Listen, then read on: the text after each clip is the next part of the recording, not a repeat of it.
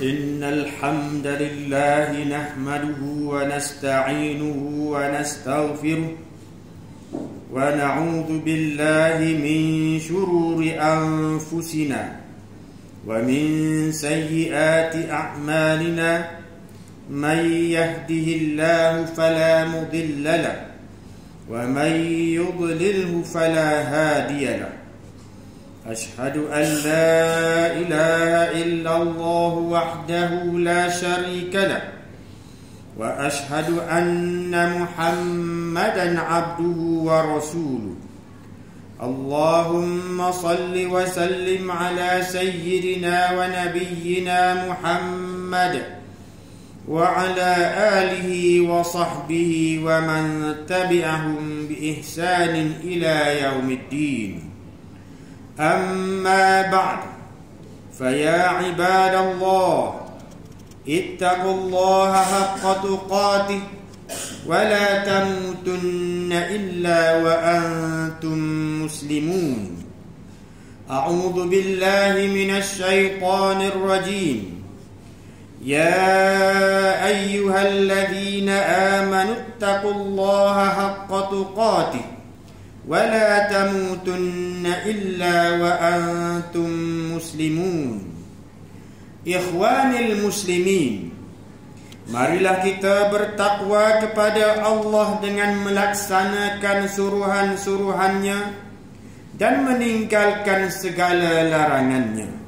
Mudah-mudahan kita sentiasa berada di dalam rahmat Allah dan beroleh keberkatan serta kesejahteraan hidup di dunia dan di akhirat.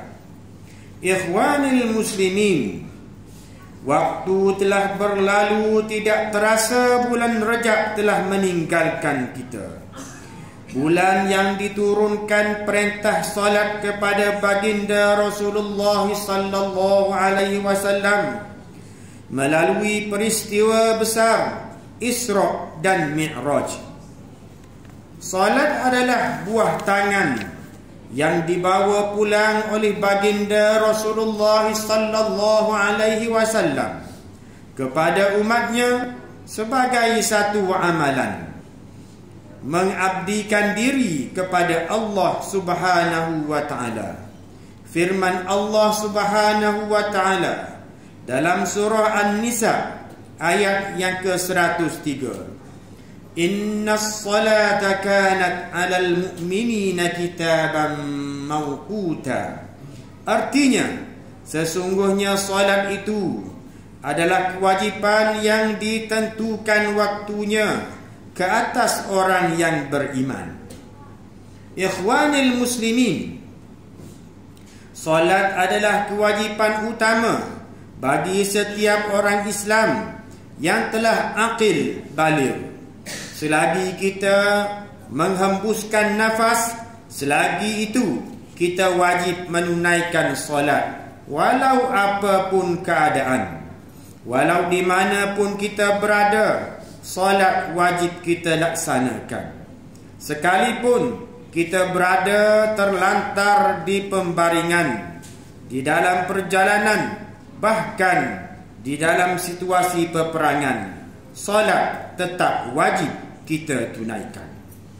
Ikhwanil muslimin, bila suara azan bergema membelah langit angkasa untuk menyeru manusia memenuhi panggilan daripada Allah Tuhan yang Maha Esa, apabila suara azan masuk ke hati orang yang benar-benar beriman, dengan spontan hatinya akan gemetar, takut dan gerun, terbayang kebesaran dan kekuasaan Allah Subhanahu wa ta'ala. Maka dengan hati yang penuh takut dan ikhlas, mereka terus bergegas penuhi panggilan daripada Allah Subhanahu wa ta'ala.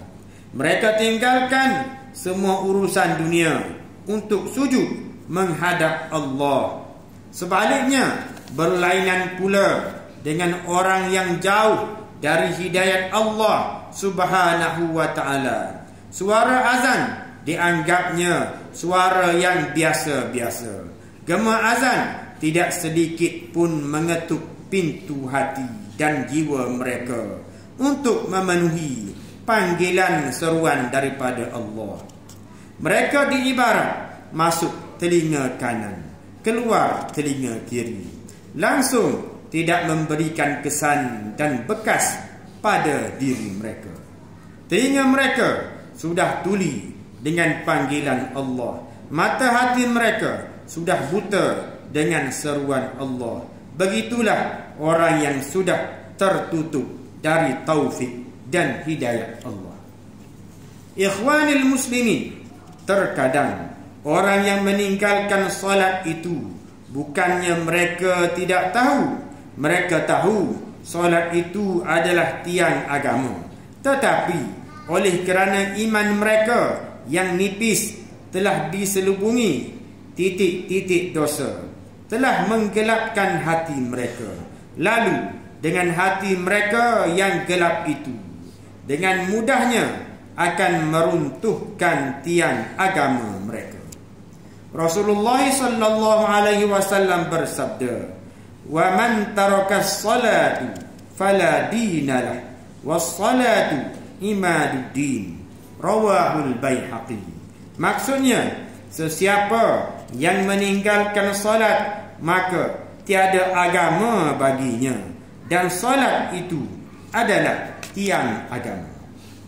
Ikhwanil muslimin, orang yang sombong bukan sahaja orang yang bermegah mempamer kekayaan, bukan juga orang yang berbangga dengan kedudukan dan keturunan. Orang yang paling sombong adalah orang yang tidak mengerjakan solat. Kenapa tidak? Kerana mereka begitu sombong dengan Allah Subhanahu wa taala.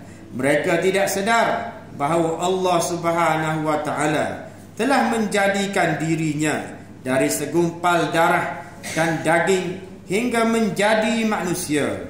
Hanya kerana dikurniakan sedikit nikmat di dunia ini, mereka telah lupa dan alfa dari mengingati Allah Subhanahu wa taala yang Maha Pencipta. Firman Allah Subhanahu wa taala dalam surah Taha ayat yang ke-14, "Innani ana Allah la ilaha illa ana fa'budni wa aqimis salata li dzikri." Artinya, sesungguhnya akulah Allah, tiada Tuhan melainkan aku. Oleh itu, sembahlah aku dan dirikanlah sembahyang untuk mengingatiku. Ikhwanil muslimin, ramai juga di antara kita yang solat di penghujung waktu kerana mengutamakan urusan dunia terlebih dahulu, termasuk urusan jual beli di antara penjual dan pelanggan. Sehinggalah yang menonton rancangan yang bersiaran di kaca televisyen pun, mereka meremehkan perintah Tuhan. Mereka tertumpu dengan urusan dunia yang melalaikan. Mereka tidak sedar bahawa solat itu adalah amalan pertama yang akan dihisab di hari pembalasan. Dalam sebuah hadis yang diriwayatkan oleh Anas bin Malik, Rasulullah sallallahu alaihi wasallam bersabda, "Awwalu ma yuhasabu bihi al-'abdu yawmal qiyamah as-salat, fa in salahat salaha lahu sa'iru 'amali, wa in fasadat fasada sa'iru 'amali." Rawahu At-Tabarani. Maksudnya, sesungguhnya amalan pertama yang dihisab ke atas seseorang hamba pada hari kiamat adalah solat. Sekiranya baik solatnya, maka baik segala amalannya. Sekiranya buruk solatnya, maka buruk segala amalannya. Ikhwanil muslimin, Imam Ibn Qayyim rahimahumullah pernah menyatakan, pertama, orang yang sibuk dengan harta, dengan melalaikan solatnya, maka akan dikumpulkan dengan Qarun. Kedua, orang yang sibuk dengan kerajaannya sehingga melalaikan solat, maka dia akan dikumpulkan bersama Fir'aun. Ketiga, orang yang sibuk dengan kekuasaannya sehingga melalaikan solat, maka dia akan dikumpulkan bersama hambanya. Keempat, orang yang sibuk dengan perniagaannya sehingga melalaikan solat, maka dia di akhirat nanti akan dikumpulkan bersama Ubay bin Khalaf. Ikhwanil muslimin, marilah kita sama-sama menjaga kewajipan menunaikan solat fardu 5 waktu sehari semalam. Kita pastikan solat yang kita lakukan sempurna dan diterima oleh Allah, kerana solat itu menghapuskan dosa. Solat yang kita laksanakan itu ibarat sungai yang mengalir membersihkan kotoran.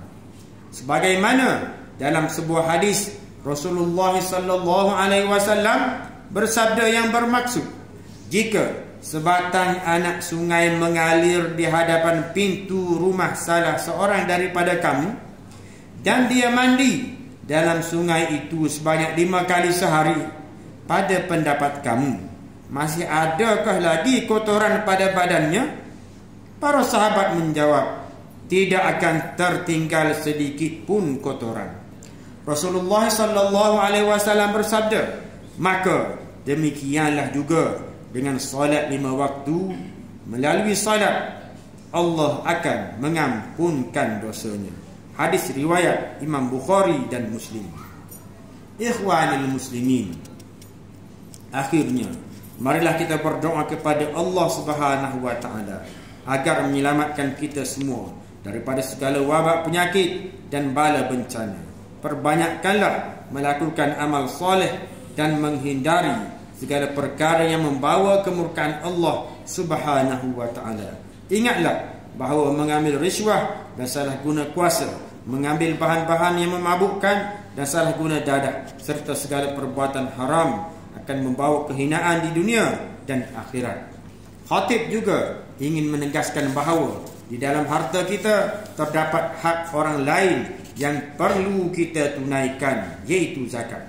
Justru salurkanlah zakat dan wakaf anda melalui Majlis Agama Islam Kelantan selaku badan yang dipertanggungjawabkan untuk menguruskan zakat dan wakaf di negeri Kelantan. Pihak majlis juga memerlukan kerjasama semua pihak untuk menyalurkan maklumat golongan yang memerlukan sekiranya diketahui, agar mereka yang kurang bernasib baik akan mendapat pembelaan sewajarnya. Marilah kita merafakkan doa agar saudara-saudara seagama kita di Palestin pada ketika ini diberikan perlindungan, pertolongan dan keselamatan serta kemenangan. Barakallahu li wa lakum bil Qur'anil azim wa nafa'ani wa iyyakum bima fihi minal ayati wa dzikril hakim wa taqabbala minni wa minkum tilawatahu innahu huwas samiul alim. أقول قولي هذا وأستغفر الله العظيم لي ولكم ولسائر المسلمين والمسلمات والمؤمنين والمؤمنات الأحياء منهم والأموات فاستغفروه إنه هو الغفور الرحيم.